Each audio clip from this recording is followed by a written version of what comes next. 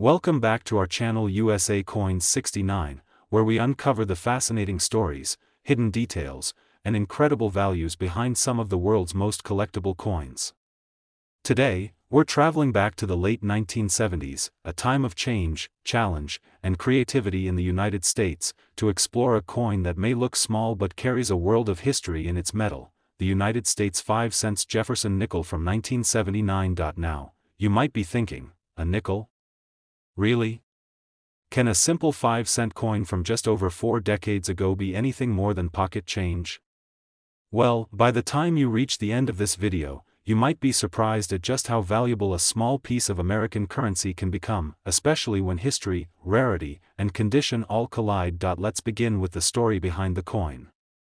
The Jefferson nickel, first introduced in 1938, replaced the beloved Buffalo nickel, and it has remained a familiar sight in American pockets ever since. The design was created by sculptor Felix Schlag, who won a nationwide contest to design the new 5-cent coin. On the obverse, or front, we see the profile of the third President of the United States, Thomas Jefferson, one of the founding fathers and author of the Declaration of Independence. His strong, confident gaze and dignified profile have graced the nickel for decades. On the reverse, you'll find Jefferson's famous Virginia home, Monticello. The building is depicted with fine architectural details, from its iconic dome to the elegant columns in front. Just below the image is the word Monticello, flanked by the denomination 5 cents and the country's name, United States of America. Above, you'll see the Latin phrase e pluribus unum, meaning out of many, one. This phrase is a powerful reminder of the unity of the American states. Now, the year 1979 was an interesting time in American history. Inflation was climbing, the cost of living was changing rapidly, and coin production was adapting to economic needs. The Jefferson nickel was struck in 2 major mints that year, the Philadelphia Mint, which produced coins without a mint mark, and the Denver Mint, which used a small D mint mark just to the right of Monticello's building on the reverse. Proof versions were also produced at the San Francisco Mint, bearing an S mint mark. At first glance, a 1979 Jefferson nickel might look just like any other coin from the era. But the magic lies in the details, the condition, the strike quality, and the rarity of certain errors. Collectors prize coins that are in mint state condition, meaning they look as if they just left the mint, with no wear, scratches, or discoloration. A 1979 nickel with full steps on Monticello's staircase, a detail that is often faint or incomplete due to striking issues, is especially valuable to collectors, because it indicates an exceptionally well-made coin. Then there are the error coins, the rarest of them all. In 1979, a small number of Jefferson nickels were struck with misalignments, off-center strikes, double dies, or even planchet errors, where the metal blank wasn't prepared properly. These errors make each coin unique, and collectors are willing to pay incredible amounts for them, especially if they're in uncirculated condition, but condition and rarity are only part of the equation. The coin market is also influenced by demand, historical significance, and even timing. Over the years, Jefferson nickels have gained steady interest among collectors, especially those who specialize in modern U.S. coins. A coin that's both rare and in pristine condition can sell for astonishing amounts at auction. It's worth noting that while most 1979 Jefferson nickels in average circulated condition are worth only a few cents, the story changes completely when you're dealing with a flawless coin. When a rare mint error or an exceptional strike meets perfect preservation, the value skyrockets, and here's where things get really exciting. In recent years, one incredibly well-preserved 1979 Jefferson nickel, boasting a sharp strike, immaculate surfaces, and a notable minting anomaly, made headlines among numismatists. It fetched a jaw-dropping $76,300 at auction. So, the next time you come across a humble nickel in your change, don't dismiss it so quickly. That little piece of metal might be hiding a history, and a value, you never imagined. Today, we're diving into a small but mighty piece of U.S. currency history, the 1990 Jefferson nickel. At first glance, it may seem like just another coin in your pocket change, but what if I told you that this modest 5-cent piece could hide a secret that makes it worth thousands of dollars? Get ready, because this is going to be an eye-opening journey into history, design, rarity, and value. Let's start with a bit of background. The Jefferson nickel series began in 1938, replacing the Buffalo nickel. Designed by sculptor Felix Schlag, this coin features a portrait of Thomas Jefferson on the obverse and his iconic home, Monticello, on the reverse. For decades, it's been a staple in American pockets, vending machines, and piggy banks. But certain years and mint variations have turned these everyday nickels into rare collectibles worth serious money, and 1990 is one of those years that hide some fascinating surprises. Now, you might be wondering, what makes a 1990 Jefferson nickel so special? Well, not all nickels from this year are valuable, but specific versions, especially those with unusual minting errors, exceptional condition, or unique characteristics, can be highly sought after by collectors. In the coin world, rarity is king, and when you combine rarity with historical importance, you get a recipe for high value. Let's talk about the mints first. In 1990, Jefferson nickels were produced at 3 major locations: Philadelphia, with no mint mark; Denver, marked with a small d; and San Francisco, marked with an S for proof coins. The Philadelphia and Denver coins were made for everyday circulation, while San Francisco coins were specially struck proof versions intended for collectors. The proof nickels, in particular, stand out. These are struck with extra care, using specially polished dies and blanks to create a mirror-like finish and sharp details. They weren't meant to jingle in your pocket, they were meant to be admired. And when these proof coins are preserved in perfect, untouched condition, their value can skyrocket. But beyond proofs, there's another factor: errors. Minting errors are like accidental fingerprints left by the coin production process.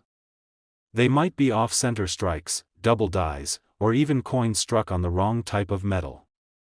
These errors are unintentional, rare, and often fascinating to collectors because they're like pieces of minting history gone slightly off-script. For example, there have been reports of 1990 Jefferson nickels with dramatic off-center strikes, missing steps on the Monticello design, or die cracks that add a unique character to the coin. Each of these flaws makes the coin one of a kind. And in the collector's market, one of a kind often means incredibly valuable. Condition is another critical piece of the puzzle. In coin collecting, this is measured by grading, a scale from poor, P1, to mint state, MS70. The closer a coin is to MS70, the sharper its details and the more flawless its surfaces. For a 1990 Jefferson nickel, finding one in top-tier condition is not as easy as you might think. Coins in circulation pick up scratches, nicks, and discoloration over time. But an untouched, perfectly preserved example is like finding a time capsule from over 3 decades ago. Collectors also prize coins with full steps on the Monticello building. This term refers to the fine horizontal lines on the building's front steps. On most circulated nickels, these lines wear down quickly. But on high-quality strikes, they remain crisp and fully visible. A 1990 Jefferson nickel with full steps in perfect condition is a dream find for many numismatists. So how can you tell if you have one of these rare gems? Start by checking the mint mark. Look just to the right of Jefferson's ponytail for the small letter. Then examine the steps on Monticello with a magnifying glass. If the lines are all there and unbroken, you may have a full steps example. Lastly, consider the overall condition: sharp edges, brilliant shine, and no visible wear are signs you might be holding something special. But here's the exciting part: when rarity, error, and condition come together, the value can be jaw-dropping. While most 1990 Jefferson nickels are worth just a few cents, the rarest, most pristine examples with special characteristics have sold for eye-watering amounts in auctions. In fact, one exceptionally rare 1990 Jefferson nickel in pristine condition, with all the right features, once sold for an astonishing $67,400. So the next time you're sorting through your change, don't just pass over those nickels. They might be worth far more than 5 cents. You could be holding a hidden treasure from 1990 without even realizing it. Keep your eyes open, your magnifying glass ready, and who knows, you might just strike coin collecting gold. Today, we're traveling back in time to 1971, a year filled with cultural change, space exploration, and economic shifts, and right in the middle of it all, the humble yet fascinating Jefferson nickel was being minted across America. Now, at first glance, you might think a 5-cent coin from 1971 is just pocket change. After all, it's not gold, it's not silver, and it's not ancient. But the truth is, some of these nickels have turned out to be stunning treasures worth hundreds or even thousands of dollars.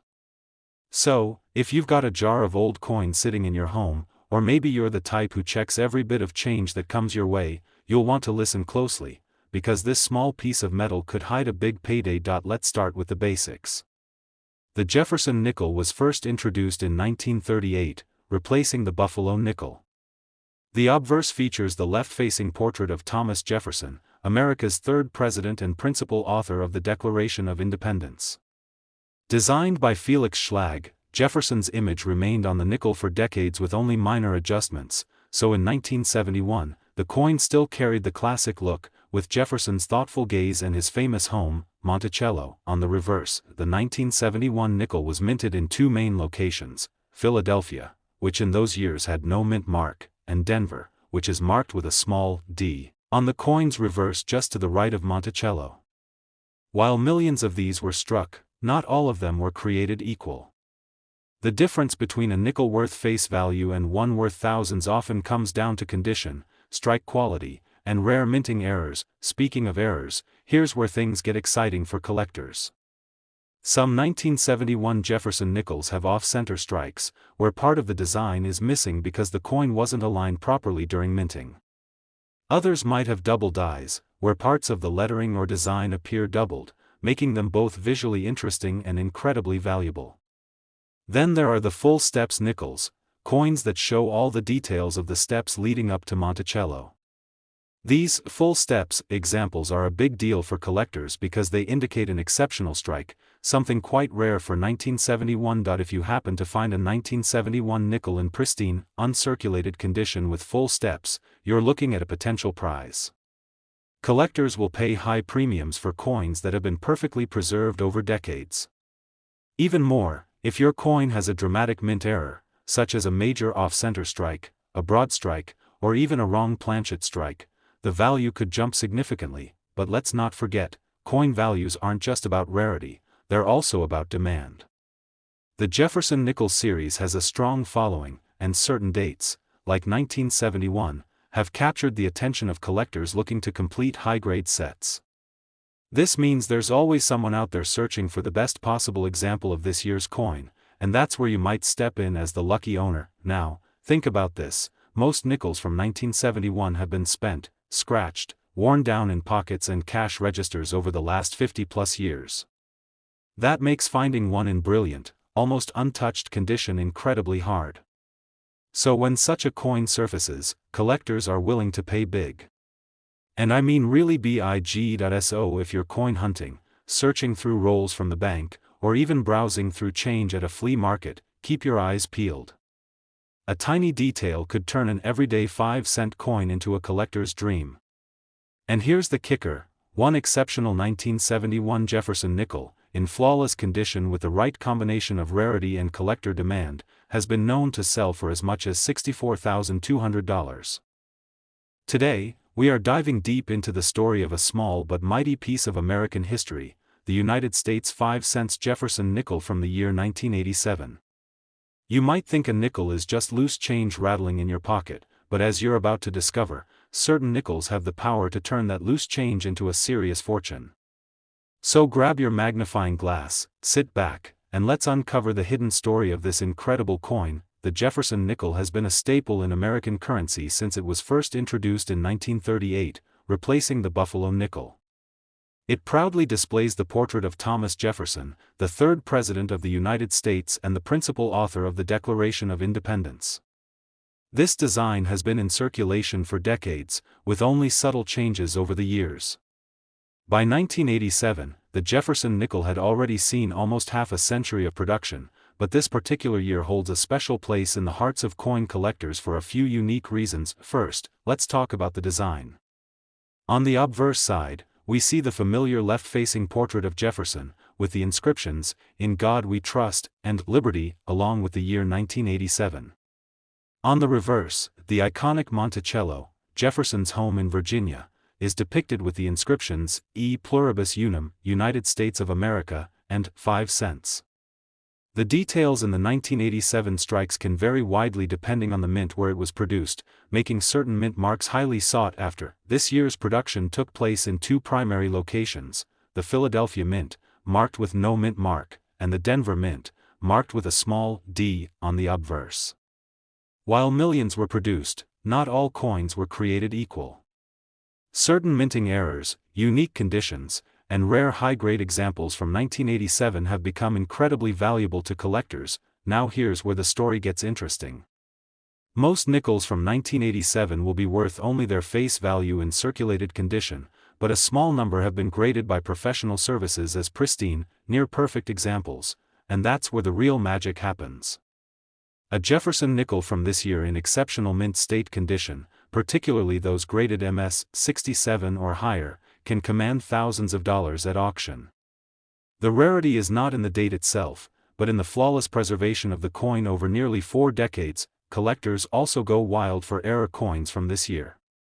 Imagine a Jefferson nickel with a double die obverse where the lettering appears doubled, or a dramatic off-center strike where part of the design is missing. These errors can skyrocket the value of a coin.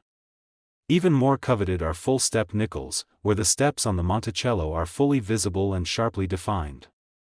This detail is difficult to find because striking quality for nickels in the 1980s was often inconsistent. To spot a valuable 1987 Jefferson nickel, you'll need to look closely. Start with the mint mark and check the coin's condition. Is there luster? Are the design elements crisp? Can you see each step on the Monticello? Any small error or exceptional feature could turn your everyday nickel into something extraordinary. And remember, handling coins improperly can diminish their value, so always use gloves and store them in protective holders. Over the years, some 1987 nickels in perfect mint state and with rare features have sold for truly astonishing amounts. They've gone from mere pocket change to serious collector's treasures in the right conditions. And if you've ever thought about searching through your loose change, coin rolls from the bank, or old jars of coins tucked away in a drawer, now is the perfect time to start, because believe it or not, one of these tiny pieces of American history has been known to sell for an absolutely jaw-dropping price of $56,300.